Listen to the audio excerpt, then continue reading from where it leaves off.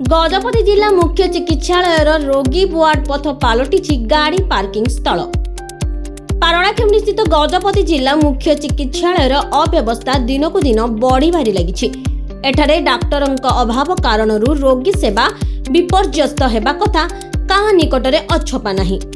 एही कथा अतीतर सरकार माने मध्य स्वीकार करछंती, किंतु जिला चिकित्सालय रे जेउ आनुषंगिक व्यवस्था गुड़िक रही तार सुपरिचालना होई पारु नाही।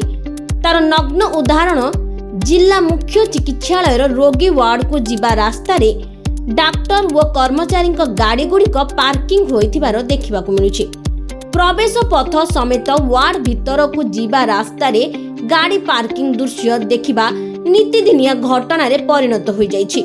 जेउ स्थान रे गाड़ी गुड़िक रखुछंती सेठारे जानवाहन रखिबा मना बोली जनसाधारण प्रति अवगत निमंते लेखा जाइछि। प्रतिदिन जिल्लार विभिन्न स्थान को आसुथबा जनसाधारण गाड़ी गुड़ी को पार्किंग स्थान रे रखुछंती, किंतु डाक्तरखाना रे कार्यरत डाक्तर और कर्मचारी माने निजे ताहा उल्लंघन करुछंती, जहां फल रे रोगी और तांको सह आसीथिबा लोक माने बहु असुविधार सम्मुखीन हेउछंती। अपरपक्षे सेठारे नियोजित होइथिबा सुरक्षा कर्मी माने निज दायित्व सुचारू रूपे तुलाउथबा बेले बाबू मानक गाड़ी गुड़िक देखि बोधे भୟରେ किछि कहि पारु नाहंती।